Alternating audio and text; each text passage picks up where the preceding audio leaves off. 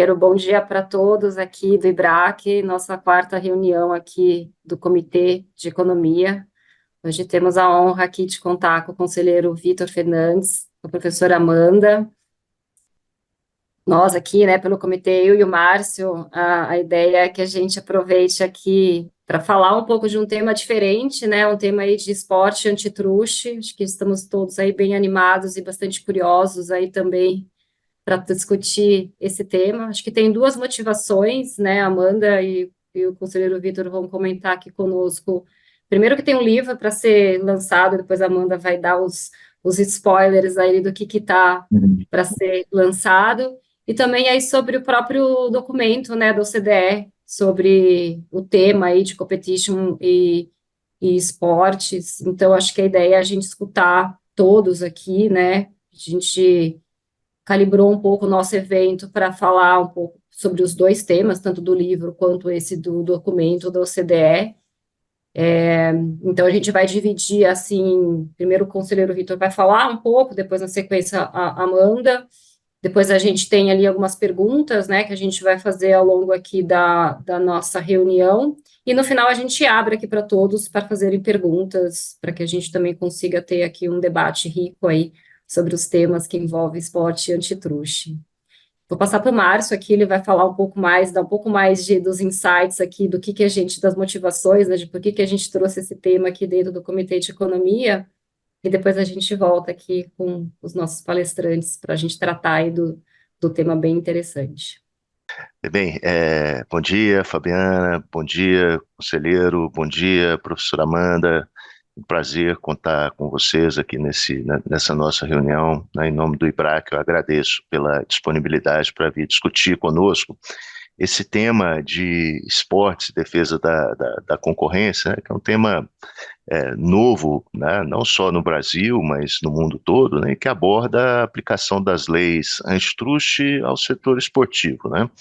Aqui acho que, enfim, pelo livro que a Fabiana mencionou, que vai ser lançado, né, brevemente, né, a gente vê quão rico é esse tema, né? Ali tem, enfim, você tem vários temas que estão abordados ali, que são temas importantes para essa discussão da relação entre esportes e antitruste, né? A gente tem acordos entre ligas esportivas, comercialização de direitos de transmissão, práticas anticompetitivas entre clubes, relação de trabalho entre atletas e equipes, né? Tem uma série de temas importantes, né?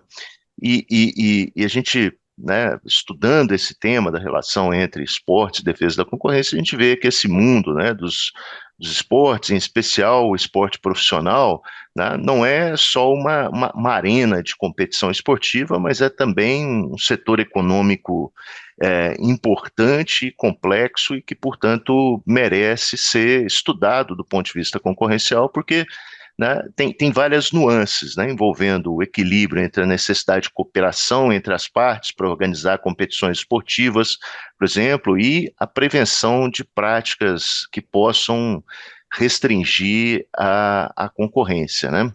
Então, como conselheiro Vitor e professora Amanda, vocês organizaram, né, esse livro discutindo, né, a relação entre esporte e defesa da concorrência, né, nós achamos por bem escutá-los sobre esse tema, né? E além do livro, né, tem também esse documento da OCDE que a Fabiana mencionou, né, que aborda estas questões econômicas e jurídicas relacionadas à concorrência nos esportes profissionais, né? Então, esse documento também é bastante importante, ele dá uma visão global das preocupações concorrenciais que surgem nesse setor, né? E como as diferentes jurisdições lidam com essa questão, né? Como, por exemplo, a União Europeia, os Estados Unidos, né? Então, sim, é com grande prazer, né, que nós damos início a este webinar organizado pelo Comitê de Economia do IBRAC para discutir esse tema que é tão atual e tão relevante, né? Salvo melhor juízo, Fabiana, nós vamos começar, né, com o conselheiro Vitor, né, falando um pouco sobre o documento da OCDE, né? Depois passamos a palavra para a professora Amanda, para que ela fale um pouco sobre o livro, né? Como que o livro está dividido, né? Quais foram os temas abordados, né? E após ler todos os capítulos, né? Eu gostaria de ouvir, né, da professora Amanda e também do conselheiro Vitor, né, o diagnóstico que eles fazem de como está essa relação entre direito, defesa da concorrência, melhor dizendo, e esportes no Brasil, né? E logo depois a gente abre para as perguntas, né, do público. É isso. Então, Fabiana, passo a palavra então para o conselheiro Vitor, ok? Por favor, conselheiro, tenha a palavra. Muito obrigado, Márcio. Eu queria começar agradecendo ao Márcio e à Fabiana Tito pela oportunidade, pelo convite aqui do Comitê de Economia do IBRAC. É uma honra, como sempre, participar das atividades do IBRAC, mas nesse caso com um gosto muito especial de estar com o Márcio e com a Fabiana, porque eu digo que é dos maiores privilégios de estar no CAD é esse convívio com os consultores e com os advogados, e em especial com o Márcio e com a Fabiana. São duas pessoas que eu aprendo muito no CAD, no dia a dia dos casos, dos eventos, né, todas as oportunidades. É ah, sempre muito rica essa nossa interação, né? E para a gente que é advogado, é um aprendizado ainda maior, né? Ter contato com os consultores econômicos. Então, né, um gosto muito particular estar aqui nessa oportunidade. E também dizer que é um privilégio também estar com a professora Amanda, né? Amiga de longa data e que sempre traz uma energia, né? A gente sabe que a Amanda é uma força da natureza, e sempre traz uma energia muito forte para novos projetos, e em especial esse projeto que a gente construiu esse ano, de um livro sobre concorrência e esporte, só foi possível graças, é claro, a essa energia e interesse acadêmico da professora Amanda, que é sempre muito estimulante para a gente sempre se manter atualizado, né, em todas essas questões. Mas, tratando um pouco aqui do tema de hoje, e principalmente do documento da OCDE, né, no ano passado, na reunião que é feita no mês de junho, né, em- na Competition Week em Paris, houve um roundtable sobre concorrência e esportes profissionais, e, de certa maneira, esse tema também foi projetado no LACF, que é a edição da América Latina, da América do Sul, desse encontro da OCDE. E tanto o background note da edição de Paris quanto o da edição do LACF trouxeram algumas ideias muito relevantes para esse assunto, né? E esse background note da OCDE, na verdade, ele se insere num contexto mais amplo de diversos casos que têm surgido aí nos últimos 5 anos, tanto de autoridades de defesa da concorrência quanto por parte de tribunais no mundo todo, envolvendo essa discussão entre concorrência e esportes, né? Talvez o ápice dessa discussão tenha ocorrido justamente no ano passado, naquilo que na literatura tem sido chamado da trilogia esportiva da União Europeia, né? Em dezembro de 2023, a União Europeia, o Tribunal de Justiça da União Europeia, na realidade, publicou 3 acórdãos muito importantes envolvendo casos antitruste, principalmente casos do artigo 102, né, caso de abuso de posição dominante, envolvendo ligas e outras entidades esportivas. Talvez o caso mais famoso desse tenha sido o caso da Superliga Europeia, né, que gerou uma discussão tão interessante. E na esteira, portanto, desse zeitgeist aí, né, desse momento de discussões de concorrência e esportes, é que foi publicado esse documento da OCDE, né? E o que eu acho que ele traz de mais relevante é jogar luz sobre um tema que é um tema, sobretudo, econômico, né? E daí a importância da gente estar aqui no Comitê de Economia do IBRAC, que é identificar que a natureza da atividade econômica dentro do mundo dos esportes tem uma série de particularidades que diferenciam muito a natureza da atividade econômica da firma tradicional que a gente enxerga nos mercados, vamos dizer assim, não afetados pela dimensão esportiva. Existe uma discussão já de mais de 50 anos no âmbito da teoria econômica, né? O Márcio e a Fabiana conhecem muito bem esse debate, que é a discussão sobre a economia dos esportes, né? E o principal achado, assim, a principal chave de diferenciação da economia dos esportes é entender que nas atividades esportivas, o produto da atividade econômica, ele é intrinsecamente o produto de uma atuação coletiva, né? Seja de agentes individuais dos atletas, seja de esportes coletivos, né, no caso dos clubes. E essa particularidade muda muito os incentivos econômicos dos participantes e também a política de concorrência, né? A gente fala que, enquanto nos setores tradicionais, as empresas e as firmas individuais elas buscam excluir os concorrentes, né? Sempre cada empresa quer ganhar poder de mercado, quer excluir os concorrentes. No mundo dos esportes, existe uma particularidade. A rivalidade sustentada entre os concorrentes é essencial para tornar o produto econômico atrativo, né? Então, assim, sem dúvida, ninguém tem interesse de assistir uma liga ou assistir um jogo em que os competidores não são minimamente sustentados, né? Não são minimamente equilibrados.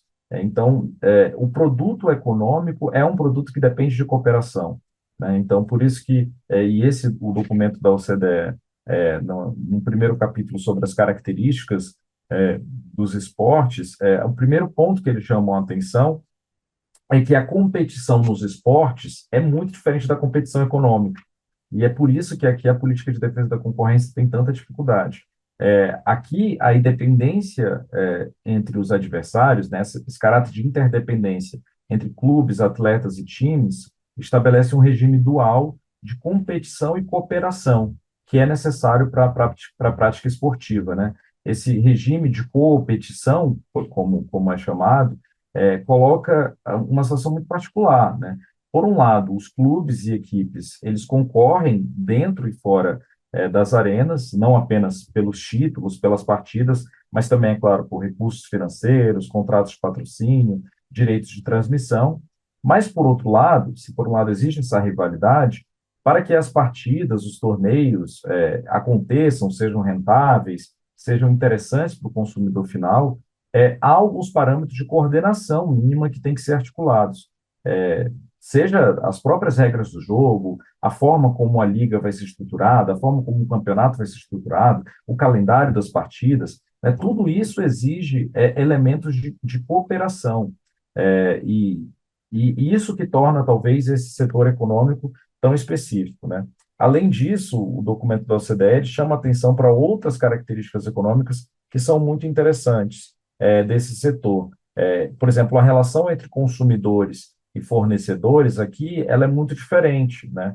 Porque os consumidores, no final do dia, têm uma relação muito particular de conexão com os clubes e com os atletas, né? Então, aqui é muito diferente de mercados tradicionais, né? Em geral, as pessoas não mudam de time ou não mudam de atletas, né? Salvo raríssimas exceções, né? Mas essa lealdade torna também muito particular alguns aspectos não econômicos das relações dos consumidores com esses clubes, né? Então, em breve síntese, eu acho que esses dois principais pilares, né? Em primeiro lugar, a necessidade de cooperação num grau muito maior do que o que acontece nos setores tradicionais. E, em segundo lugar, essa presença de elementos não econômicos envolvidos na relação entre os consumidores e os clubes e os atletas, principalmente relações de lealdade muito forte, são os dois elementos que, na opinião desse documento da OCDE, torna toda essa discussão de aplicação da Lei de Defesa da Concorrência aos esportes tão particular, e isso gera uma série de desdobramentos aí que a Amanda também vai falar muito bem em relação aos temas que são tratados, inclusive, nesse livro que a gente está organizando. Acho que é muito bacana, né, conselheiro, porque acho que nesse tema, né, ele diverge bastante dos mercados tradicionais, né, seja por ter ali um grau maior de cooperação, que você fica, poxa, qual é o limiar ali, até que ponto você enseja ali as questões concorrenciais, e mesmo no ponto de vista de substituição, né, como você tem ali maior aderência, maior apego, né, de você não migrar por outro time, outra liga, etc. Então, acho que tem uma questão também bastante particular que traz aí o maior poder de mercado, né? Que acho que depois a gente vai explorar um pouco mais isso nos temas sequentes. Passar para a Amanda agora para falar um pouquinho aí dos highlights do livro, que acho que tem todos aqui, estamos curiosos para o lançamento, mas acho que faz ser bacana aí escutar um pouco a motivação, o que de fato vão ser discutidos nesses artigos, né? Obrigada, Amanda. Obrigada, Fabi. Obrigada, Márcio, pela oportunidade de conversar aqui no Comitê de Economia do IBRAC. 63 pessoas, então só mostra que acho que a gente estava certo, conselheiro Vitor, na hora de escolher esse tema aqui para esse livro. Eu acho que, preparando um pouquinho essa fala de hoje aqui, já eu compartilho a apresentação, mas eu fui retomar, Vitor, nossa conversa sobre isso, a primeira mensagem de WhatsApp trocada a respeito desse tema foi em janeiro desse ano. Então, ver aqui que a gente está em setembro agora, já com o boneco do livro, né, em vias de publicar esse livro sobre esse tema, é uma alegria enorme perceber que esses últimos meses foram trilhados e que a gente já vai lançar esse produto aqui agora. Então, agradeço muitíssimo aqui também de público a parceria de sempre do professor Vitor, que topa aí todas essas loucuras acadêmicas também, e esses projetos da gente pensar nesses temas diferentes conjuntamente aqui com a comunidade antitrust. Então, compartilhar aqui um pouquinho com vocês, talvez um pouco das razões, né, da reflexão. Tá vendo? Vocês estão vendo a tela ou ainda não? Uhum. Então, maravilha. Então, de onde é que surge, né, essa discussão? Eu tentei organizar um pouco, e dessa forma ela também vai ser replicada, já antecipando uma das perguntas, acho que tanto da Fabi quanto do Márcio, da forma de organização. Essa é a primeira vez, tá, que a gente está disponibilizando aqui o sumário do livro, então é um spoiler mesmo para todos vocês.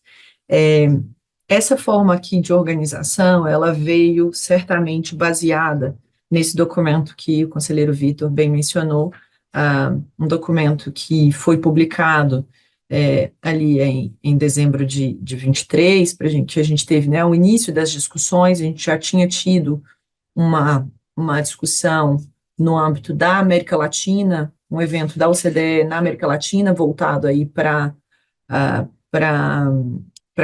concorrência e esportes, e a gente vai ter a partir desse documento, né, parei para ler e entender um pouquinho do que estava ali colocado, falei, cara, tem muita coisa que é aqui mencionada e que a gente pode aprofundar.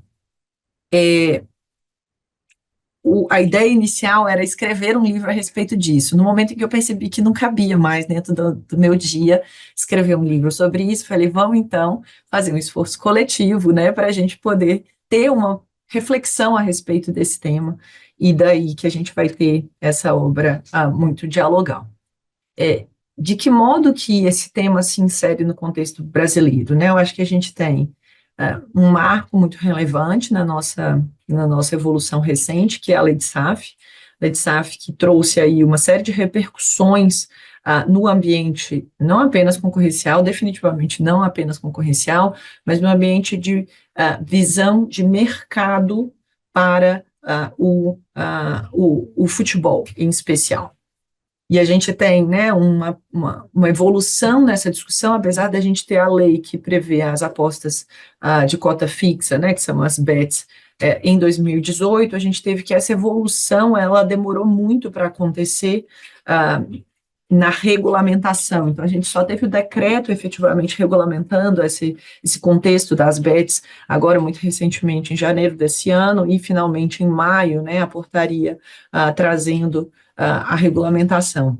Então, apesar desse tema, ele já está na nossa realidade, na nossa vida, a gente não tinha tido essa regulamentação. E esse tema é ainda mais premente quando a gente vê que semana passada, se eu não me engano, a gente teve já um novo caso também, caso público, obviamente, de um acordo de leniência envolvendo campeonatos esportivos de futebol. Então, só mostra quão atual esse tema é. Obviamente, a gente tem outros precedentes, outros casos, né, também em curso a respeito de mercado de esportes. A gente tem uma série de temas envolvendo esportes aqui, futebol como sendo uma das espécies.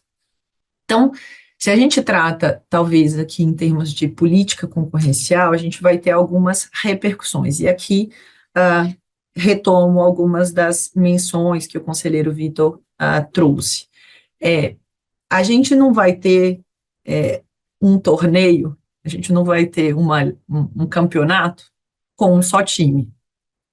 E essa é uma primeira reflexão de que, quando a gente pensa, né, em concorrência no mercado tradicional, a gente fala, a empresa, racionalmente, ela vai querer excluir todos os outros competidores do mercado e ser a única empresa que vai continuar a ofertar aquele produto ou serviço no mercado. Isso não vai acontecer nos esportes, porque ela sozinha não terá campeonato, não terá liga, não terá torneio para ser disputado. Então, ela precisa de um número mínimo de participantes para que aquele campeonato seja útil, seja interessante. E isso, então, faz com que, né, tanto os times quanto os atletas em si precisem da existência de outros competidores.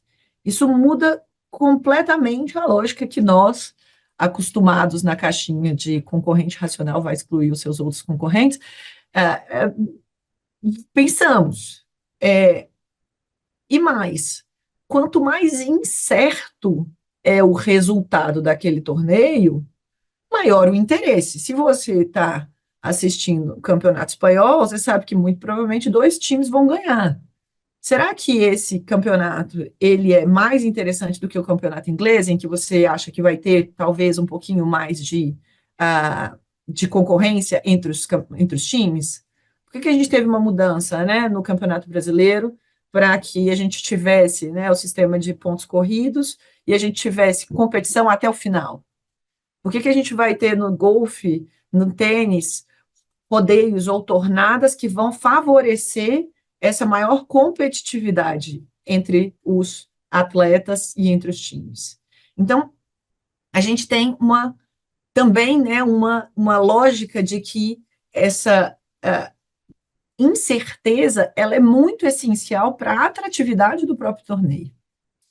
E mais, se a gente fala normalmente em fidelidade de consumidores a uma marca, no caso aqui a gente está falando de fidelidade de torcedores a um time.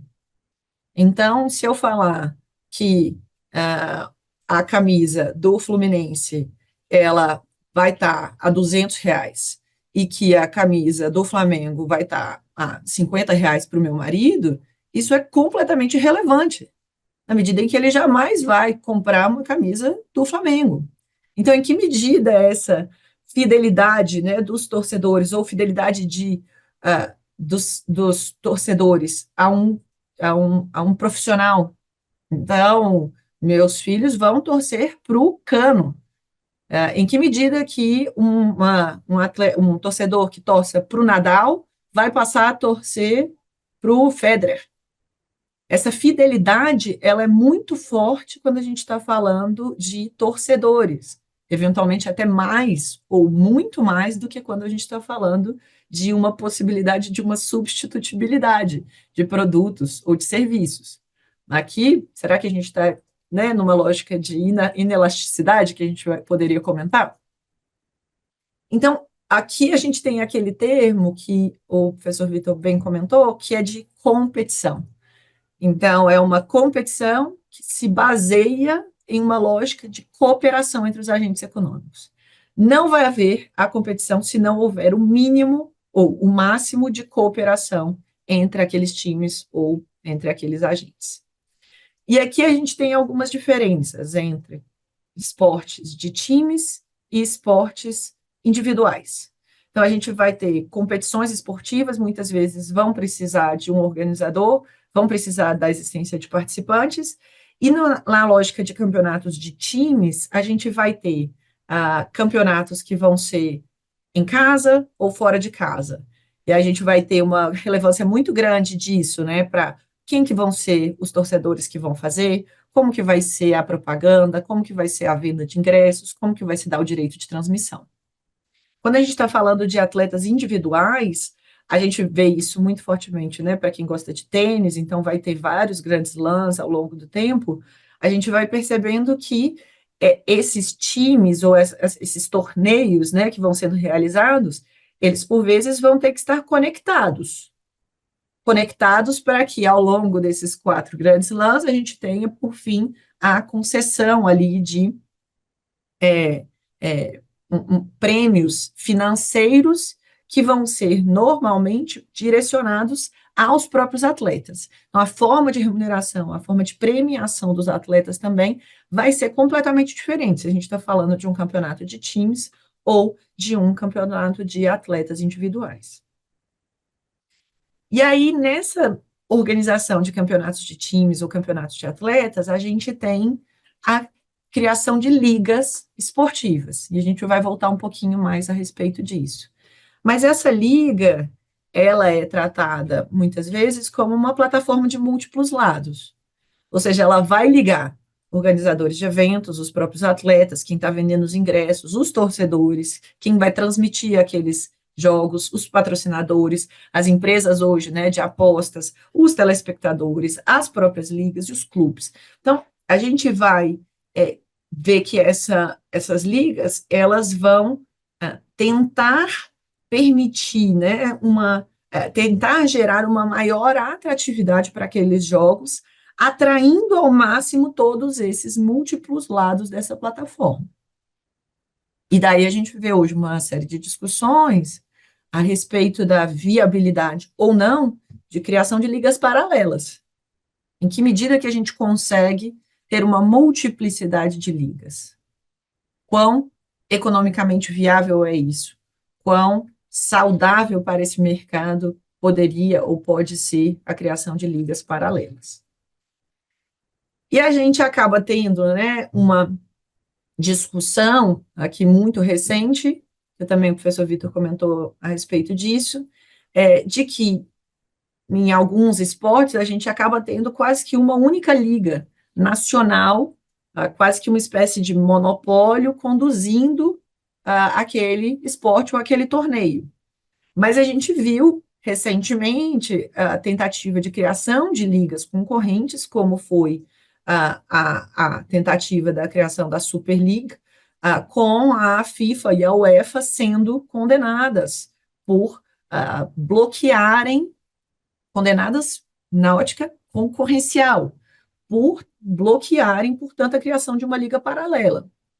E a gente vê recentemente, o professor Rodrigo Monteiro de Castro é um dos pais aqui da lei de SAFs, e uma das principais referências a respeito dessa discussão de empresa e futebol, propondo uma série de mudanças no projeto CBF, na visão dele, com inclusive a criação de Liga Brasileira, a criação de ligas alternativas também no Brasil.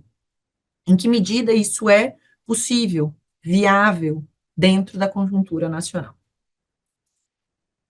Tem uma série de outros temas que acabaram, que são mencionados também nesse documento, que são objeto de reflexão, mas que acabaram não sendo objeto aqui da minha apresentação. Mas a gente tem algumas discussões sobre financiamento dos esportes, revenue sharing, fair play, financial doping. Então, quando a gente vai ver alguma série de discussões hoje sobre investimento de capital sobretudo árabe, por exemplo, nas ligas europeias, a gente está tendo uma super discussão a respeito de que modo que a gente tem, né, um financial doping de capital árabe em algumas ligas, inclusive aqui no Brasil. Como que a gente vai ter uma melhor organização da estrutura de governança dessa indústria do esporte? A gente vai ter federações, a gente vai ter associações, como que essas organizações elas vão se interrelacionar para melhor prover, né, aquele esporte. Como que a gente vai ter essa possibilidade de organização em ligas, que era o que eu vinha mencionando? Quais são as atividades econômicas e quais são as atividades não econômicas dentro da indústria do esporte? Será que um jogo ele é considerado uma atividade econômica ou não? As atividades laterais de patrocínio, de financiamento, de transmissão, que essas sim são atividades econômicas. Isso vai ser central para a nossa definição a respeito da incidência ou não das regras do direito da concorrência. Quais são essas atividades econômicas, de natureza econômica ou não econômica, dentro da indústria do esporte?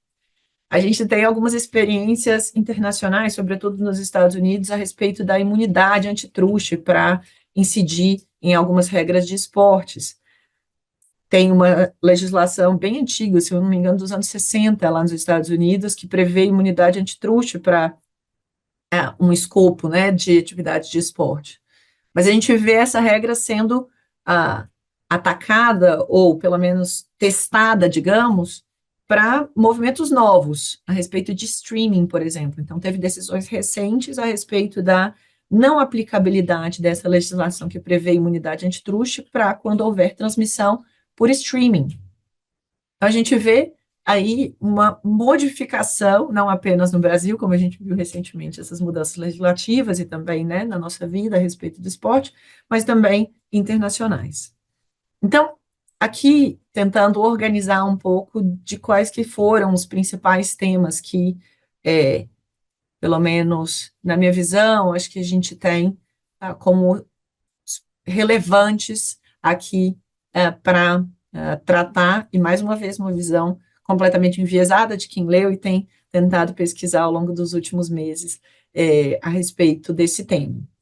Então, sobre atos de concentração, a gente tem uma discussão que é muito interessante a respeito de aquisição de ligas concorrentes.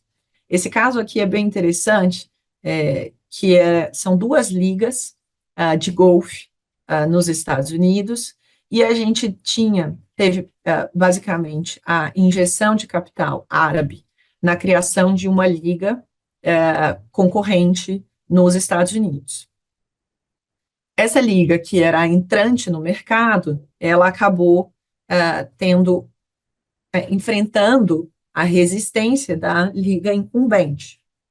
E essa liga entrante realizou uma denúncia antitruste e levou aquele tema como um cenário de criação de dificuldade à atividade do concorrente para o Departamento de Justiça nos Estados Unidos.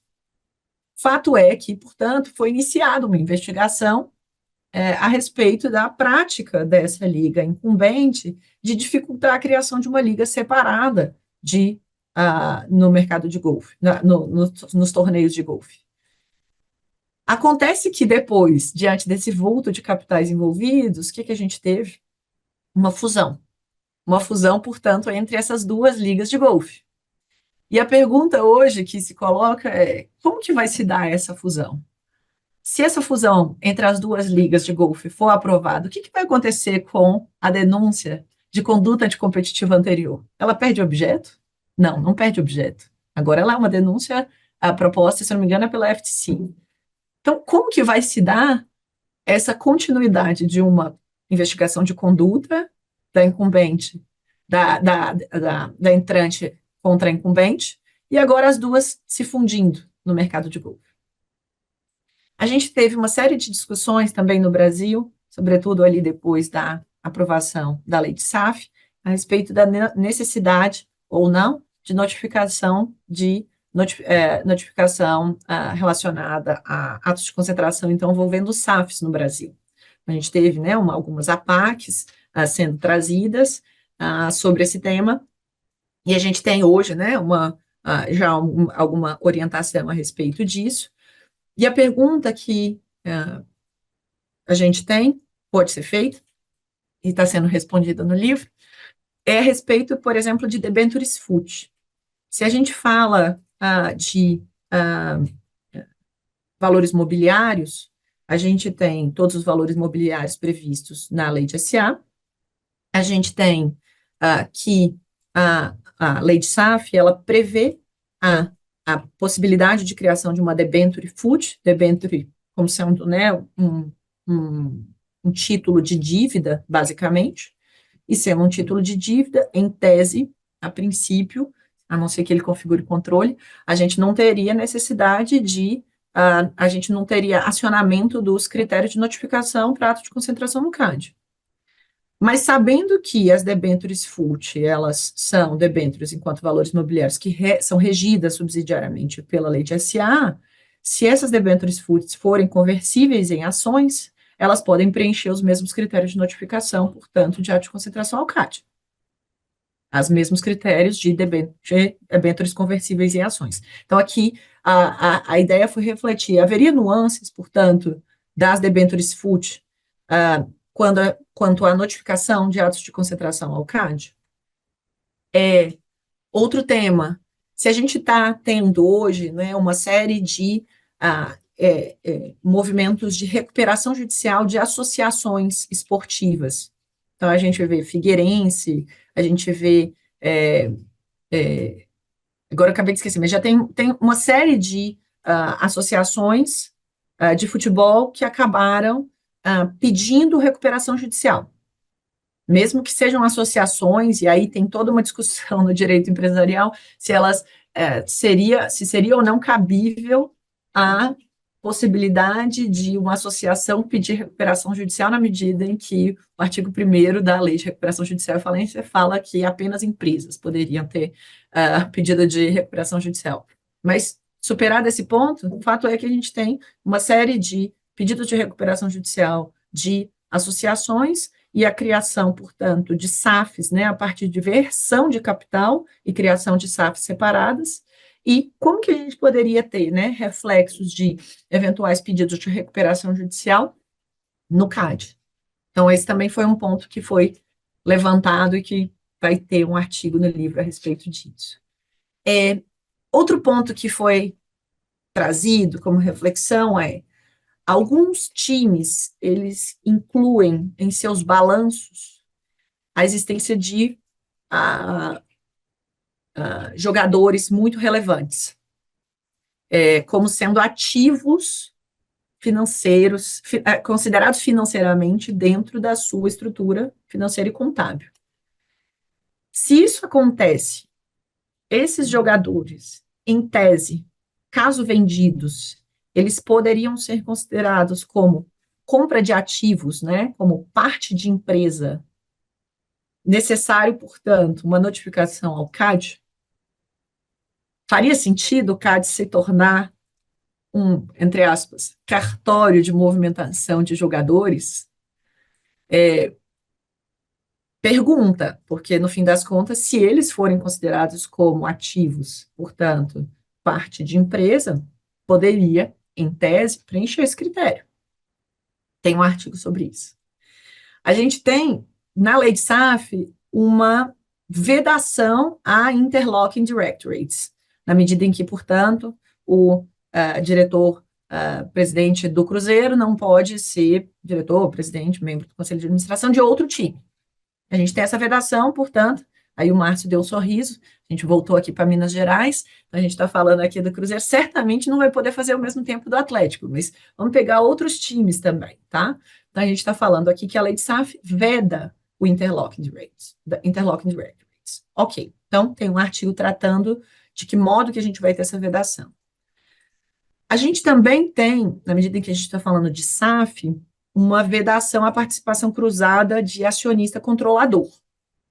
Tá? Então, se a gente está falando, né, do Ronaldo Fenômeno, quando era acionista controlador ali da SAF do Cruzeiro, ele não podia ser acionista controlador de outra SAF. Uma regra da lei de SAF. Acontece que a gente vê algumas nuances. Essa é uma vedação à participação cruzada de acionista controlador.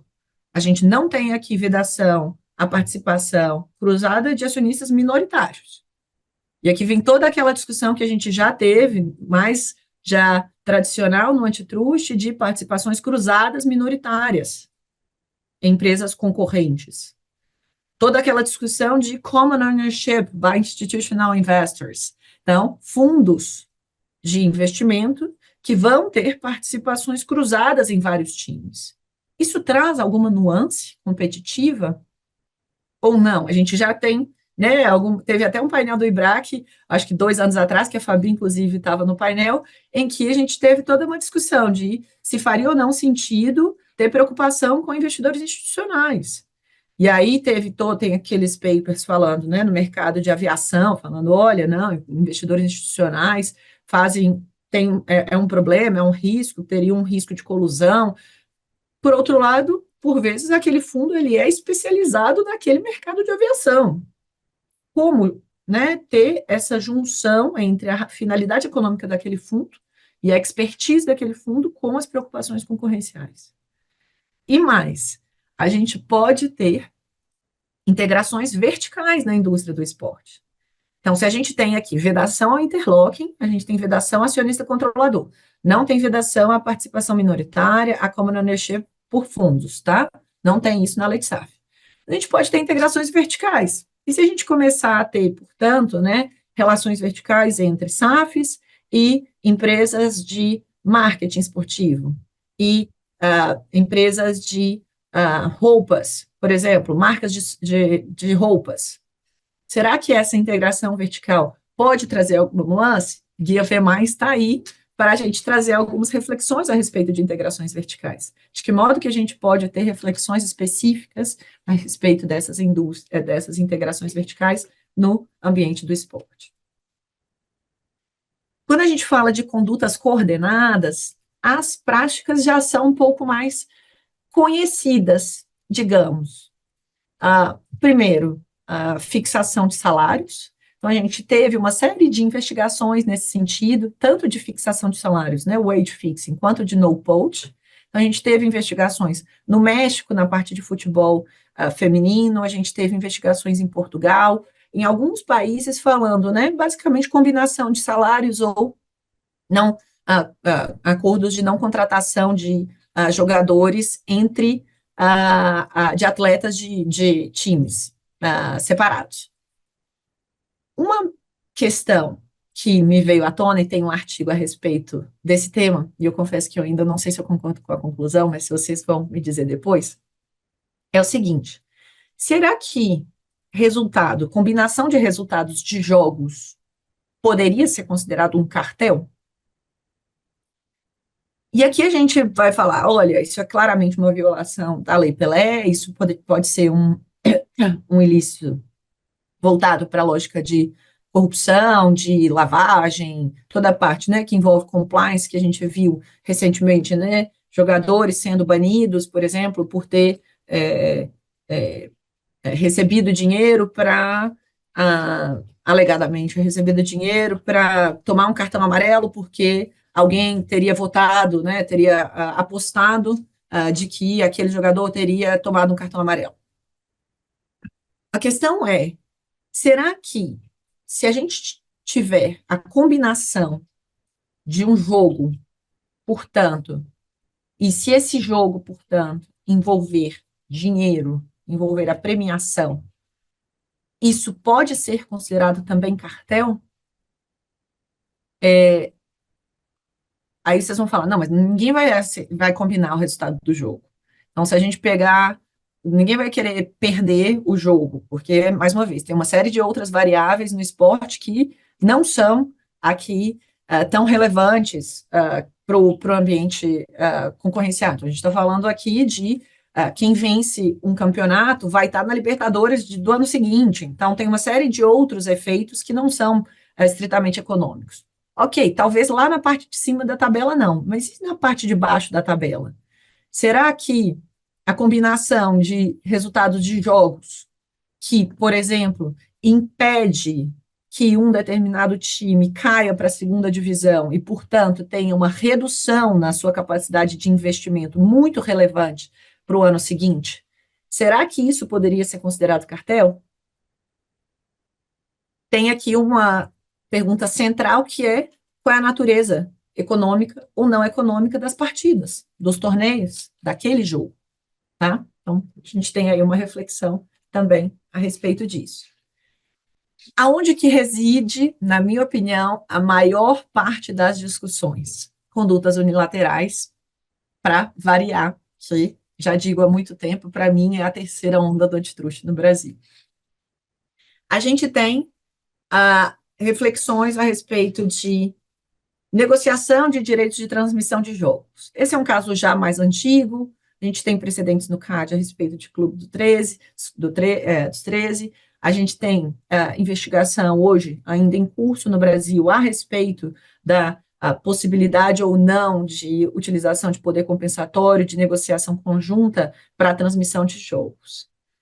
E a gente tem também discussões internacionais. Então, houve discussões muito recentes sobre a exclusividade na transmissão de jogos também no cenário internacional. Então, de que modo que seria possível exigir exclusividade para a transmissão de jogos da Premier League. Essa foi uma discussão recente também.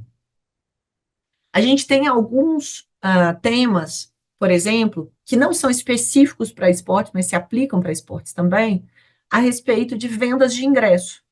Então, de que modo que existem investigações hoje em curso, né, a respeito nos Estados Unidos, de que modo que práticas, por exemplo, de discriminação, práticas de exclusividade na venda de ingressos poderiam ter repercussões não apenas consumeristas, mas também concorrenciais.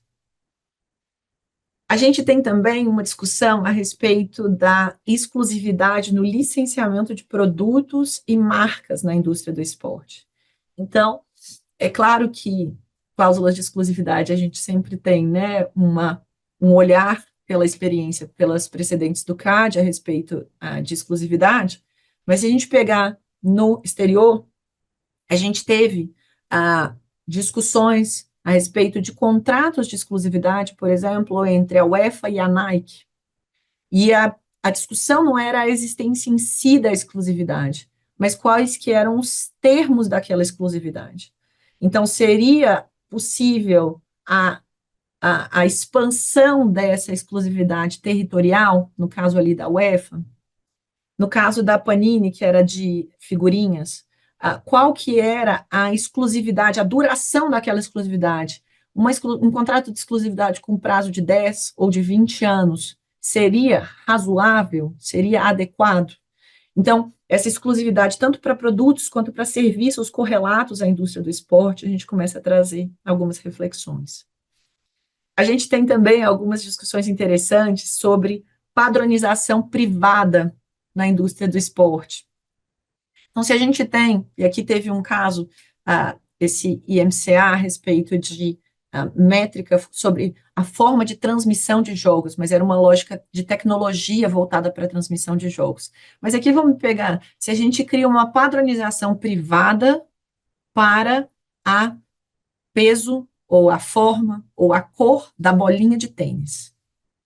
De que modo que essa padronização privada, portanto, de indústrias, de produtos, ou de que modo que tem que ser a raquete, ou de que modo que tem que ser a bola de futebol, ou de que modo que tem que ser o tênis dos atletas de corrida, de que modo que essa padronização privada, realizada, portanto, eventualmente por empresas com posição dominante, poderia ser considerada, em tese, uma criação de dificuldade à atividade de concorrentes, um desestímulo à inovação, a novos produtos, a empresas entrantes com novas tecnologias. A gente teve aquilo que eu acabei de mencionar, né, casos recentes sobre a criação de dificuldades à atuação de ligas esportivas concorrentes, como no caso, né, UEFA e FIFA sendo condenadas pelas dificuldades criadas para a Superliga. A gente também tem algumas discussões sobre regras de elegibilidade impostas aos membros das ligas dos torneios e possíveis contornos anticompetitivos. Então, a gente vai ter uma discussão sobre quais que são os critérios que determinados agentes, sejam eles, né, atletas individuais, sejam eles times, teriam que preencher para poder participar de uma determinada liga ou de um determinado torneio. Então, a gente teve essa discussão, por exemplo, para patinadores, ice skating, sobre regras que restringiam essa elegibilidade, essa entrada de patinadores em ligas. E a gente teve também uma discussão que é muito recente, eu peguei aqui, eu tinha visto que a gente teve uma discussão agora em junho, essa decisão aqui era de janeiro, e a gente teve um acordo agora em junho de 24 com essa associação de atletas das universidades sobre aqui regras de transferência, que é o ponto abaixo, né? Regras de transferência de jogadores. Então, em que medida que essa restrição à transferência, à mobilidade, mais uma vez, né, entre aqueles jogadores, poderia ser prejudicial para os campeonatos, as ligas esportivas ali entre atletas estudantes.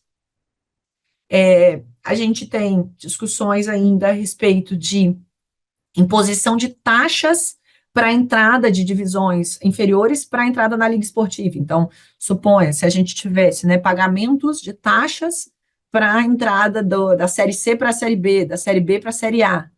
Esses pagamentos de taxas para entradas em séries, colocando aqui exemplo do futebol, tá? Mas isso se aplica, obviamente, para todos os esportes. Então, em que medida que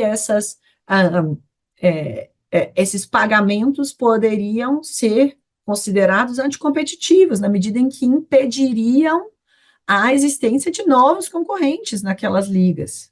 Então, a gente teve casos, tanto no Chile quanto na Espanha, condenando o pagamento dessas taxas para subir, vamos dizer, de ligas, tá? Além disso, a gente tem regras, discussões sobre cláusulas de não concorrência. Então, esse é um tema que eu tenho estudado e escrito já bastante, sobre cláusulas de não compete. Então, cláusulas de não concorrência, mas aqui voltadas para atletas. Então, a gente, contratos de trabalho com atletas. A gente não está falando de no poach, a gente não está falando de wage fixing, a gente está falando de cláusulas de não concorrência. Se aquele atleta só sabe jogar golfe na sua vida, ele não vai saber jogar outro esporte. Em que medida que a gente vai ter, né, uma regra, uma cláusula de não concorrência como sendo adequada para aquele profissional? A gente vai ter as nuances, né, com esse banimento, suspenso, pelo menos a princípio, aí, depois dessa decisão do juiz do Texas lá nos Estados Unidos. Mas se a gente tiver um banimento, por exemplo, nos Estados Unidos a respeito de cláusulas de não concorrência, a gente vai ter eventuais repercussões aqui também no Brasil. Como que a gente vai ter? A gente tem a necessidade, pela lei trabalhista, de manter algumas compensações adequadas para esses trabalhadores, na medida em que eles são sujeitos à cláusula de não concorrência. Então, a gente passa a ter aí algumas discussões também a respeito desse tema. Então, aqui são algumas reflexões que vieram aí ao longo desses últimos meses, e aqui tirando, né, todo o suspense, a capa, portanto, do livro, que a gente deve lançar muito em breve, mais uma vez, é o primeiro spoiler a respeito do tema, e a gente tem uma reflexão aqui, mais uma vez, ainda está no prelo, tá? A gente está ainda fazendo ajustes, vai ter algumas alterações, tem artigo ainda que a gente deve ter algumas modificações, mas a gente tem uma primeira parte de esportes e política antitruste. A gente tem aqui, então, toda essa discussão a respeito, né, de cooperação, que a gente conversou a respeito daquela política antitruste geral, jogos eletrônicos também, aqui uma reflexão. Depois, atos de concentração, como eu mencionei. Então, algumas daquelas discussões que eu trouxe aqui para vocês sobre atos de concentração e esportes. A gente também tem atos de esportes e condutas unilaterais, alguns desses temas que a gente trouxe. E esportes e condutas coordenadas também com algumas das reflexões. Então, é isso, e aproveito para terminar aqui fazendo um jabá para quem quiser aqui usar esse QR Code para se inscrever na pós-graduação, e a gente vai tratar desse tema de esportes lá também, ainda com mais vagar.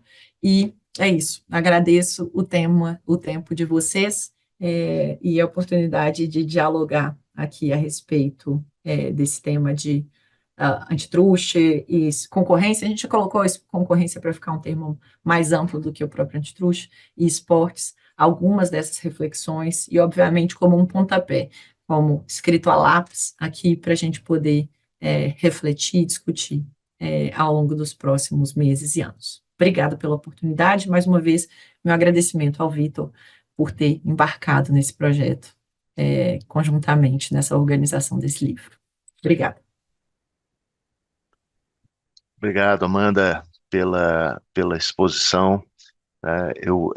Vitor, você como co-organizador do livro, se você, enfim, quiser comentar alguma coisa sobre o livro, completar o que a Amanda já expôs, por favor, você tem a palavra, tá? Obrigado, Márcio. Eu vou tentar dar alguns passos atrás e tentar explicar um pouco no que eu acho que o livro ele contribui para o debate brasileiro, e, em especial, tem um artigo que eu produzi para o livro, né, que é um artigo intitulado Associações Esportivas sob a ótica do direito da concorrência em busca de uma principiologia particular, que é um pouco tentando fazer um levantamento, talvez, das áreas dogmáticas em que, talvez, no direito concorrencial brasileiro, a gente mais precise avançar para aprofundar esse debate entre nós, né? E acho que a professora Amanda trouxe assim, um apanhado, né, de todos os temas que o livro cobre, né, em termos de atos de concentração, práticas concertadas, condutas unilaterais. E o que eu tentei fazer um pouco nesse artigo é discutir, talvez, alguns pontos que sejam pontos mais gerais, por isso que a ideia de uma principiologia particular, né, um pouco para essa discussão, né.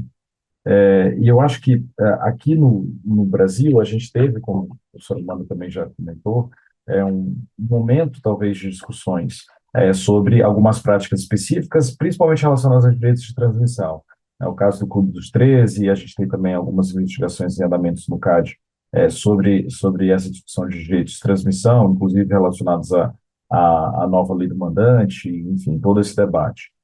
Mas para discutir concorrência e esporte de um modo geral, eu acho que a gente precisa dar vários passos atrás e entender, como eu estava dizendo, como que essas atividades econômicas relacionadas à indústria do esporte são entendidas como mercados para fins de aplicação do direito da concorrência e quais são as repercussões disso, seja em matéria de condutas coordenadas, seja em matéria de abuso de posição dominante. E o que eu tentei um pouco nesse artigo foi trazer essa discussão a partir da reflexão dos casos estrangeiros, tentando imaginar o que seria no direito brasileiro uma principiologia para aplicação da 2529 à indústria esportiva, né? E aqui eu tentei trazer três grandes temas para essa discussão. O primeiro grande tema seria como compreender a cadeia de valor da indústria do esporte na aplicação da Lei 2529. Então, assim, quais são os mercados relevantes envolvidos? Se é que existem mercados relevantes? Quais são as atividades econômicas relevantes para fins de aplicação da 12.529 em cada um desses temas? E, em segundo lugar, eu entrei um pouco mais na discussão de abuso de posição dominante, para entender quais são as teorias do dano que, de fato, estão relacionadas a todos esses debates, né? Por um lado, é fácil a gente entender que algumas dessas discussões, por exemplo, as discussões de restrição à participação em ligas concorrentes, as discussões de fair play financeiro, as discussões de financial doping, tudo isso pode ser um problema do ponto de vista de regras de governança. Agora, em que medida isso, de fato, é um problema antitruste, né? Eu acho que essa é a grande discussão. Quais são, de fato, as teorias do dano no sentido antitruste que a gente está enfrentando aqui, né? Em primeiro lugar, em relação a essa organização da cadeia de valor, eu acho que a primeira discussão é quais são os mercados relevantes para a aplicação da Lei 2.529, né? Aqui a professora Amanda já tangenciou um pouco esse assunto, mas a minha opinião particular, um pouco que eu coloco nesse artigo, é de que o esporte em si não é o mercado relevante. Não existe um mercado relevante de futebol, um mercado relevante de tênis, em que você vai identificar os concorrentes, fazer uma estrutura da oferta, até porque isso não faz sentido do ponto de vista antitruste, né? Assim, não dá para a gente dizer que o Corinthians e o São Paulo eles estão no mercado relevante de futebol e aí a gente vai fazer análise de market share pela quantidade de torcedores. Isso não faz sentido do ponto de vista antitruste. O que existem são mercados em que, de fato, você tem uma atividade econômica relacionado à atividade esportiva, como, por exemplo, o mercado de venda de ingresso, o mercado de captação de patrocínios, o mercado de contratação e remuneração de atletas, o mercado de licenciamento de direitos de transmissão e por aí vai. E dentro dessa ótica de cadeia de valor, qual é o papel das ligas? As ligas e entidades como a CBF, ou a FIFA, a UEFA, elas são um agente econômico. Como que elas entram dentro desses mercados, né? E aí, por exemplo, no artigo, a gente aborda a ideia de que existem duas abordagens para enquadrar essas entidades esportivas dentro da ótica antitruste de cadeia de valor e de mercados relevantes. Uma primeira é uma ótica de abordagem horizontal, que considera que essas organizações esportivas, FIFA, CBF, UEFA, sei lá, NBA, elas seriam quase que como estruturas de governança de um acordo entre concorrentes, quase como se fossem uma estrutura, uma entidade de governança de uma joint venture, né? Quase como se estivesse ali todos os clubes, todas as entidades esportivas fazendo uma joint venture e você constitui uma entidade de governança para implementar as regras de atuação desses agentes, para definir o calendário das competições, as regras do jogo, né, propriamente o que pode, o que não pode dentro do esporte e por aí vai. Essa abordagem horizontal é a que prevalece no direito norte-americano, porque no direito norte-americano, as ligas, elas são entidades privadas, que pertencem aos clubes. Então, você tem ali, na verdade, os próprios clubes se organizando, é um acordo totalmente horizontal. E, a partir disso, essas restrições e as regras que são colocadas sobre as ligas são, no direito norte-americano, predominantemente analisadas na seção 1 do Sherman Act, como se fossem acordos entre concorrentes. Então, aí tem toda uma discussão, né, se, de fato, isso é visto como um cartel, mas aqui, na verdade, menos do que considerar como um cartel, é uma joint venture. É como se você tivesse vários concorrentes que precisam de uma estrutura de cooperação mínima para atuar de forma conjunta. Então, por exemplo, no caso American Idol, NFL, lá dos Estados Unidos, né, um caso que chegou até a Suprema Corte, o grande debate lá é se aqui você tem uma entidade única, uma single economic entity, ou se de fato é um acordo, um cartel entre concorrentes, né? Esse é um pouco do debate norte-americano. No âmbito europeu, a gente já tem uma abordagem de mercados relevantes, que é uma abordagem vertical, em que a Comissão Europeia e o Tribunal de Justiça da União Europeia, principalmente nesses últimos casos de dezembro do ano passado, eles dizem que as associações esportivas elas não atuam no mesmo mercado relevante dos clubes, das equipes e dos atletas. Elas atuam no mercado relevante autônomo, que o Tribunal de Justiça da União Europeia tem chamado de um mercado relevante de organização e comercialização da liga esportiva. Aqui é como se fosse uma estrutura vertical de cadeia de valor. Você tem um mercado relevante de organização da liga, organização e comercialização da liga, que está verticalmente relacionado a outros mercados, como o mercado de venda de ingressos, mercado de captação de patrocínios, o mercado de remuneração de atletas e por aí vai. E aí a grande discussão que fica e no Brasil? Como que a gente organizaria esses mercados relevantes? Né? Qual que é a lógica brasileira? Eu defendo um pouco nesse artigo que eu acho que a lógica brasileira estaria muito mais próxima ao modelo europeu.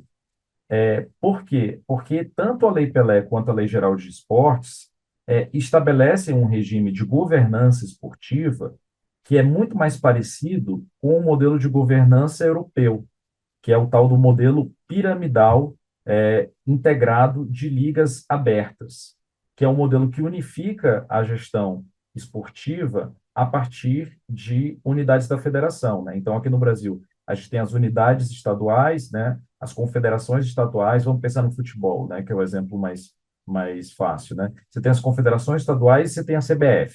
Né? Você tem uma estrutura piramidal de ligas esportivas. Isso é muito diferente da forma de governança norte-americana, onde você tem os próprios clubes que dominam as ligas. Aqui no Brasil é diferente, por exemplo, a CBF ela tem uma representatividade, né, das entidades estaduais, né, das entidades de governança, como a Lei Geral do Esporte chama, essas entidades estaduais ocupam assentos dentro da CBF. Então, não é simplesmente vários concorrentes se organizando. Então, no Brasil, não faz sentido olhar isso como uma joint venture. Essa é a minha opinião. Faz sentido olhar isso mais como uma abordagem vertical, em que você vai ter a CBF, por exemplo, atuando como player único, como se fosse um agente monopolista no mercado de organização e comercialização do futebol, e você vai ter os outros mercados relevantes relacionados aí sim, onde atuam os clubes como concorrentes do ponto de vista econômico, né? Então, esse é um primeiro ponto que no Brasil, por exemplo, a gente precisa enfrentar, né? Como que a gente olha para a indústria esportiva, para a cadeia de valor esportivo enquanto mercados relevantes? Esse já é um primeiro ponto que, por si só, já daria muito debate, né?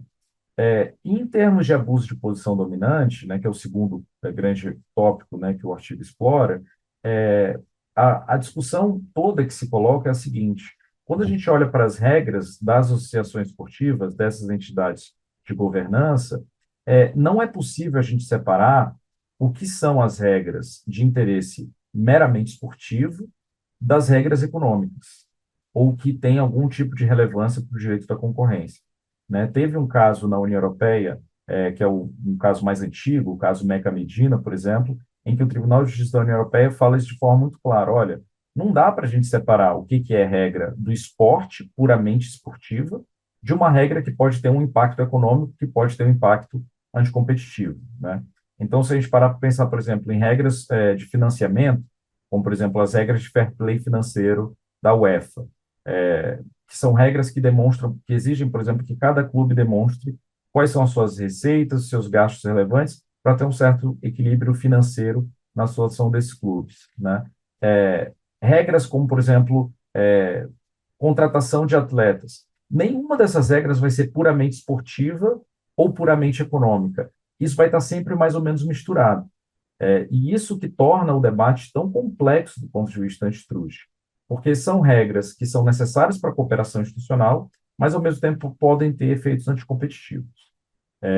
E aqui, nesse capítulo, nessa parte de abuso de posição dominante, o que o meu artigo tenta separar é o que seria, talvez, uma grande categoria de teoria do dano, né, uma grande categorização de teoria do dano, que a gente poderia pensar de restrições à concorrência nos mercados esportivos relacionados à liga, que são todos esses mercados de captação de patrocínio, venda de ingresso, essencialmente direito de transmissão, em que a gente teria aquilo que eu chamaria de restrições à concorrência intraligas, ou seja, são regras da entidade, da liga, que prejudicam a concorrência entre esses agentes econômicos, entre os clubes, dentro de cada um desses mercados relevantes.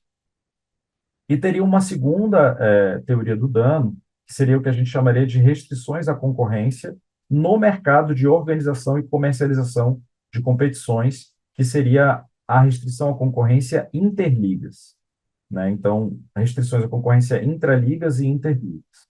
E aí o artigo tenta discutir um pouco como cada uma dessas restrições poderia ser uma forma de abuso no caput do artigo 36 da 12.529, né? E qual seria todos os desafios que a gente teria aqui no Brasil para pensar um pouco isso. E aqui, de uma forma, aqui já encerrando um pouco essa minha fala, para eu não me alongar tanto, eu acho que tem dois grandes desafios para o direito brasileiro nesse debate.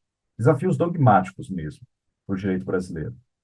O primeiro desafio é que eu acho que no Brasil, principalmente a prática decisória do CAD, a gente tem ainda que desenvolver, tem um desafio muito grande a desenvolver para considerar, para estruturar um quadro analítico de análise de justificativas baseadas em eficiência e interesse público, de restrições em acordos entre concorrentes. Eu acho que no Brasil a gente tem, por a gente ter uma tradição tão forte de combate a cartéis, a gente tem uma visão, talvez, um certo preconceito contra acordos entre concorrentes, né? Como se todo acordo entre concorrentes fosse necessariamente algo anticompetitivo ou algo que pudesse ser tratado como um ilícito per se, né? Isso vem da nossa ideia de cartéis, né? Só que quando a gente está falando de acordos entre concorrentes, principalmente no setor esportivo, não existe como a gente tratar essas formas de cooperação como ilícitos per se. Não dá para fazer isso, porque a gente está falando de uma indústria em que a cooperação é um pilar essencial da própria atividade econômica. E eu acho que no Brasil a gente precisa ainda avançar um pouco em compreender quais são as eventuais justificativas seja de eficiência, seja de interesse público, que podem justificar um acordo entre concorrentes, né? E esse é um debate que, claro, ultrapassa o campo do direito esportivo, né? A gente fala hoje muito, por exemplo, de acordos entre concorrentes para fins de sustentabilidade. É óbvio que isso não pode ser tratado como um cartel, né? É óbvio que isso não pode ser tratado como uma restrição pura à defesa da concorrência. Então, acho que a gente ainda precisa um pouco no Brasil avançar em torno disso, né? Na União Europeia, por exemplo, a gente tem várias doutrinas discutindo restrições acessórias para acordos de cooperação. Por exemplo, a gente tem a doutrina Wolters, por exemplo, que é uma doutrina muito conhecida. A gente tem as regras de balanceamento lá do artigo 101.3, por exemplo. E a gente não tem nada disso no Brasil, né? No Brasil, a gente avançou muito pouco. No Brasil, a gente tem muita discussão sobre eficiências justificativas para condutas unilaterais. Mas quando a gente entra no mundo de cooperação entre concorrentes, isso raramente é discutido em profundidade pelo CAD. E eu acho que esse é um primeiro ponto que, se a gente quiser enfrentar o debate de esportes, a gente vai ter que desenvolver uma dogmática mesmo, de entender como analisar justificativas em colaborações entre concorrentes.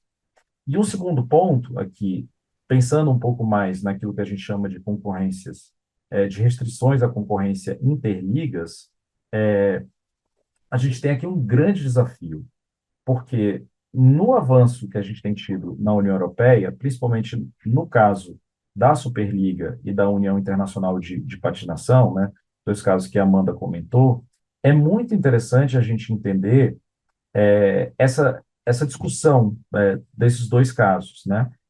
Porque aqui eu ousaria dizer que a gente viu, nessa decisão de dezembro de 2023, a União Europeia apontando para a existência de um novo abuso de posição dominante, de um abuso de posição dominante que eu nem sei se existe ainda no direito brasileiro, ou nem sei se ele pode existir no direito brasileiro.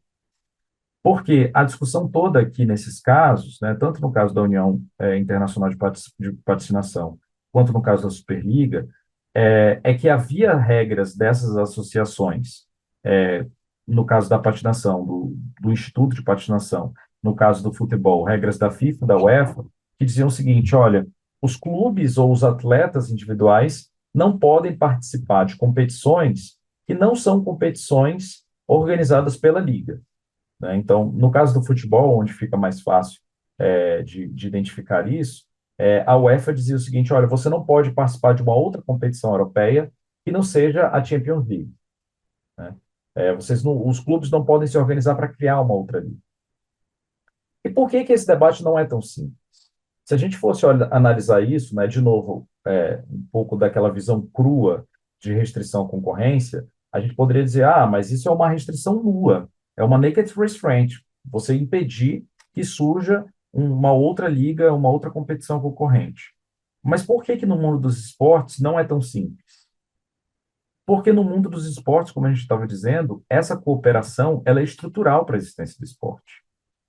Então, você dizer que uma entidade como a UEFA não pode estabelecer restrições à participação dos clubes em ligas concorrentes, poderia soar um pouco anacrônico, porque, de fato, é quase que como aqui existisse uma necessidade mínima de cooperação.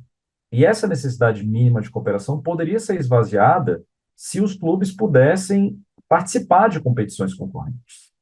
Então, aqui, a Comissão Europeia e o Tribunal de Justiça da União Europeia, ele estava numa encruzilhada muito forte, que é, no final das contas, dizer se esse modelo de organização, de estrutura de governança piramidal, que é marcado no regime europeu e que tem muitos paralelos com o direito brasileiro, se esse modelo se sustenta ou não, ou seja, pode haver monopólios de ligas ou não, né? E essa é uma discussão tão sensível que o próprio advogado-geral, o Rantos, né, que foi quem deu o parecer nesse caso, inclusive disse, olha, aqui não tem uma violação à lei de defesa da concorrência, porque se a gente não permitir que FIFA e UEFA garantam uma certa exclusividade na organização das competições, pode ser que a gente esvazie a própria lógica de cooperação, né, e você vai gerar um problema de bem-estar que é pior ainda para a sociedade, né? E por isso que esse caso é tão sensível, né? E aí, o que foi que o Tribunal de Justiça da União Europeia falou? Que aqui havia, sim, um abuso de posição dominante, havia uma violação ao artigo 102, do Tratado de Funcionamento da União Europeia, mas não pelo fato de se exigir a exclusividade, mas sim pelo fato de que as regras e a forma de aplicação dessas regras, no caso concreto, eram desproporcionais e violavam princípios procedimentais de aplicação de justiça. Então, é como se aqui a gente estivesse falando de um abuso de posição dominante que não tem a ver com a exclusividade, mas que tem a ver com as normas processuais para assegurar a aplicação, aqui nas palavras do Tribunal de Justiça, de critérios transparentes, objetivos, precisos e não discriminatórios. É como se a gente estivesse falando assim, ó, não tem... E o próprio Tribunal de Justiça deixou isso muito claro. Ele disse o seguinte, olha, não tem problema nenhum de você proibir os clubes de participarem de outras competições. Isso não é um problema em si. O problema está nos critérios que têm que ser objetivos, proporcionais e precisos de aplicação dessas regras. Então, é como se a gente estivesse falando aqui de uma nova modalidade de abuso de posição dominante, que é uma modalidade de abuso de posição dominante por violação procedimental à aplicação de regras de uma associação. Então, isso é totalmente novo. E isso, é claro, coloca novas perspectivas em jogo. O que é uma regra transparente? O que é um critério objetivo? O que é um critério não discriminatório? Né? Como que a gente vai aferir tudo isso? Né? E eu acho que esse é o grande debate que essas decisões da União Europeia estão colocando. Então, aqui, em breve síntese, o que esse meu artigo tenta colocar é um pouco isso. Talvez, nessa importação desses debates que estão surgindo lá fora, a gente ainda tem aqui no Brasil um longo caminho de avanço dogmático mesmo, de alguns assuntos dogmáticos, de outras ferramentas que a gente ainda são pouco desenvolvidas mesmo no Brasil, e aí esse é um caminho que, principalmente para os acadêmicos, né, professora Amanda, é um caminho muito fértil, né, que a gente vai ter que desenvolver, e para o próprio CAD também, na análise desse tipo de práticas, né? Mas acho que esses são os principais pontos aí que eu queria contribuir para o debate. Excelente, conselheiro Vitor. Acho que é um debate bastante rico, né? Acho que são vários temas aí que ainda estão a serem discutidos, a serem debatidos, né, nesse entendimento, seja do mercado relevante, seja do poder ali de mercado em si. Então, acho que tem essas questões de diferença de jurisdições, né? Como cada um tem interpretado aí essas próprias questões. Então, acho que é um ponto aí a ser considerado. Voltando um pouco aí para os livros, né, para os artigos do livro, Amanda, queria te perguntar de uma forma resumida, né, como é que você enxerga a importância da aplicação das políticas antitruste no setor esportivo, considerando em especial as peculiaridades, né, desse mercado vis-à-vis ali os outros setores econômicos, e também baseando ali nos artigos desse livro, como é que você tem visto a regulação antitruste no Brasil, tem abordado as questões tanto relacionadas ao monopólio e como que as concentrações de poder nas ligas esportivas, né? Se você puder fazer ali um overview para a gente sobre esses temas, E só considerando aqui que a gente tem o Q&A aberto aqui para perguntas do público, então no finalzinho aqui a gente pega as perguntas que surgiram aqui durante o nosso debate.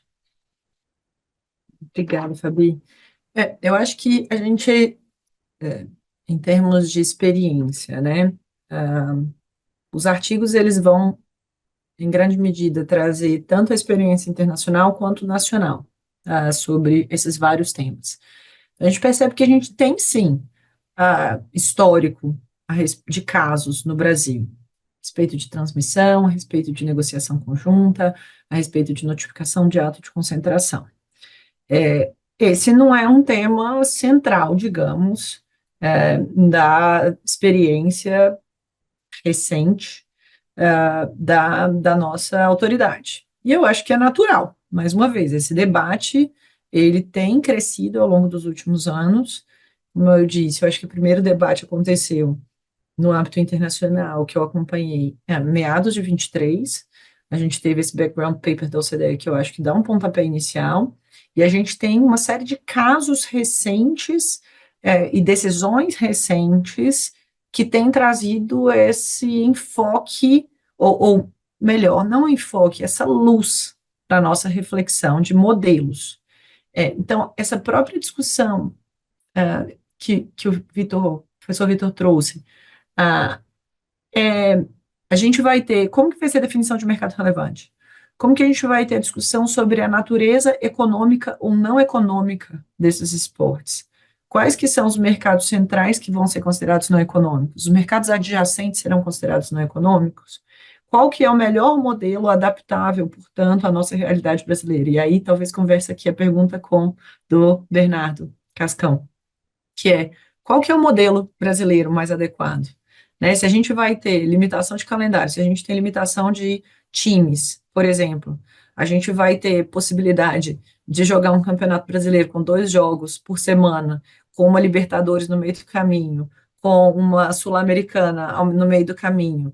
A gente vai conseguir, com o jogador tendo que ir jogar eliminatórias da Copa do Mundo. A gente vai ter viabilidade para isso ou não? A gente vai ter possibilidade de criar ligas paralelas porque a gente vai ter públicos segmentados. Então, a gente tem, Bernardo, de fato, e talvez respondendo também sua pergunta sobre ligas, Fabi, uma discussão hoje de regulatória, no sentido de o que queremos para.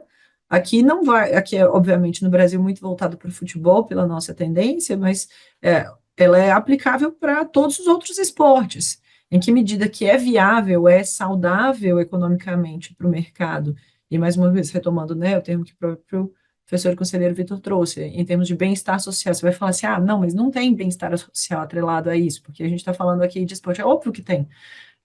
Né, mais uma vez, a gente vai ter uma série de repercussões positivas no mercado e nos torcedores aqui, na vida das pessoas, decorrentes da atividade desse esporte. Então, eu acho que hoje a gente está mais no momento de reflexão, Fabi, a respeito de qual é o caminho que você quer adotar e qual que é essa estrutura dogmática que a gente vai adotar a respeito dos casos, do que no sentido de dizer qual é o histórico brasileiro a respeito desse tema. Eu acho que o histórico é muito esparso para a gente definir uma linha condutora, sabe? Eu acho que os próximos meses e anos vem justamente para dizer, cara, tem muita coisa que a gente precisa pensar a respeito dessa forma de organização dos esportes aqui com direito concorrencial. Esse, pelo menos, foi o objetivo do livro, falar, cara, tem uma avenida de discussão, não é nenhuma rua, mas é uma avenida de discussão aqui para frente.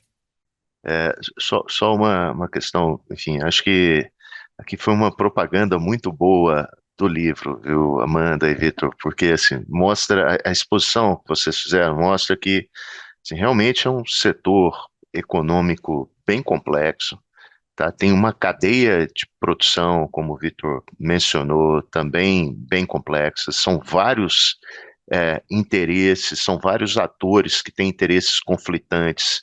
Isso vai acabar gerando conflito e, enfim, vai acabar gerando problemas concorrenciais, denúncias ao CAD. O CAD vai ter que se manifestar sobre isso, tá? Só uma questão, a gente tem uns minutos ainda, Fabiana, para só Temos, colocar temos, temos mais alguns minutinhos aqui.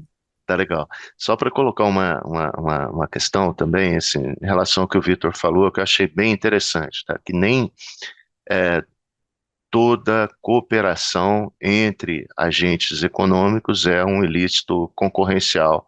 E neste caso aqui, né, do esporte, isso tem uma justificativa econômica para isso, né? A cooperação é fundamental para aumentar o valor da competição, né, do campeonato, e esse aumento do valor do campeonato acaba beneficiando os seus participantes, né? É, assim, eu gostaria de ouvir seu comentário, Vitor, sobre um ponto que eu vou colocar, tá? Mas fique muito à vontade para, se for um caso concreto, falar, não, esse é um caso concreto, não vou comentar porque eu posso ter que julgar esse caso, tá? Mas acho o seguinte, né? E tem a ver com a pergunta que o Bernardo fez também, que o Bernardo Cascão fez, tá? Assim, criando uma liga, né, no Brasil, eu estou falando aqui do futebol, tá? Criando uma liga, essa liga vai comercializar os direitos de transmissão de forma coletiva. Isso é uma coordenação, certo? Olha, o próprio objetivo dessa comercialização conjunta é aumentar o preço do direito de transmissão, ou seja, aumentar o poder de mercado, né? É claro que o comprador ou os compradores desses direitos vão se opor a isso, né? Vão falar, olha, isso é um ilícito concorrencial, eles estão comercializando de forma conjunta. Agora, por outro lado, como vocês falaram, né, acho que isso aí, essa comercialização conjunta, esse aumento do valor dos direitos de transmissão se reverte em benefícios não só para os clubes ou SAFs, mas também para os consumidores. Você melhora a qualidade, que eu estou falando do futebol, melhora a qualidade do campeonato nacional de futebol, melhora a competitividade, né, do Brasil nos campeonatos internacionais. Então, assim, e aqui vai a minha pergunta, tá? Isso seria uma eficiência, né, capaz de levar a autoridade de concorrência, que eu não me refiro só ao CAD, mas qualquer autoridade de concorrência, a sair dessa análise, né, de qualquer cooperação usando a regra per se e passar a analisar essa cooperação usando a regra da razão e considerando as eficiências que uma cooperação entre, no caso, os times ou SAFs poderia gerar.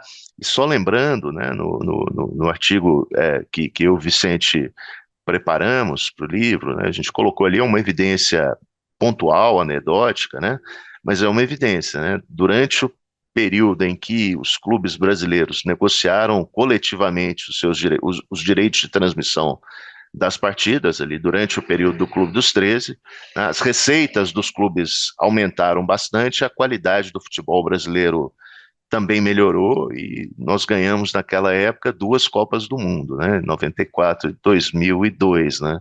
Então, assim, é uma evidência anedótica, mas não deixa de ser uma evidência da eficiência que nessa negociação coletiva pode gerar. Então, eu queria ouvir a opinião da professora Amanda e do conselheiro Vitor sobre essa reflexão. Obrigado. Obrigado, Márcio. Eu acho que essa, de fato, é uma eficiência que é inegável, né? Assim, ganhar uma Copa do Mundo, eu acho que essa daí, se a gente pudesse colocar aí nas escalas de eficiência, né? É, brincadeiras à parte, eu acho que, assim, sem dúvida, esse é um tema, e eu acho que o paper da OCDE deixa isso muito claro. Se a gente pudesse resumir uma mensagem de policy, a principal mensagem de policy do paper da OCDE é, é que, assim, no mundo dos esportes, vão ser muito raras as condutas, sejam elas coordenadas ou unilaterais, que devem ser tratadas como ilícitos per se ou ilícitos por objeto, né? Então, assim, no mundo dos esportes, regra da razão é a regra, né? Eu acho que essa é a principal mensagem de policy que o paper da OCDE traz. E em relação à negociação de direitos esportivos, o que a gente vê no Brasil é que a gente tem uma tradição, e que inclusive foi reiterada com a última edição da Lei Pelé, de negociação individual, né? E a gente teve aí toda essa mudança com a lei do mandante, né? E se a gente parar para pensar nisso como um acordo de cooperação, na negociação coletiva, acho que a principal eficiência é um pouco essa que você colocou, Márcio, que é uma criação de uma espécie de um poder compensatório, né, na negociação disso com os adquirentes dos direitos de transmissão. E é claro que isso sempre, assim, como que essas eficiências vão ser líquidas, vão ser liquidadas no final dentro do jogo da barganha, é claro que vai depender também muito de quem está do outro lado, né, de como é que está a estrutura desse mercado de transmissão, né? E eu acho que a estrutura de mercado de transmissão hoje no Brasil mudou muito, né? Assim, acho que com todas essas inovações que a gente tem, né? Stream e etc. Acho que o debate tende a ser muito diferente. Mas eu não tenho dúvida de que, assim, numa análise dessa, tratar uma negociação coletiva de transmissão como ilícito per se não seria uma visão adequada, né? Porque, de fato, acho que a gente tem que pensar um pouco em quais são as possibilidades de eficiência, inclusive desse ganho de poder compensatório na relação dos clubes, inclusive também, se a gente parar para pensar um pouco na divisão de receitas entre os próprios clubes, né? Como que isso pode se traduzir? Eu acho que essa talvez seja a forma de eficiência mais interessante, é conseguir trazer uma divisão mais equitativa de receita, que talvez não seria possível na negociação individual, né? E eu acho que esse é um debate econômico que o CAD tem que privilegiar, né? Perfeito. Então, acho que a gente, se vocês puderem, então, só fazer uma finalização aqui para o nosso, não temos mais perguntas do Q&A.